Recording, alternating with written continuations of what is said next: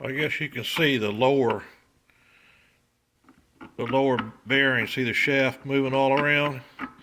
It's kind of obvious that the bearing's bad. Look at that. Come over here on this side. And of course this is, like you were saying on the cam, that it's bad. But yeah, the bearing is shot.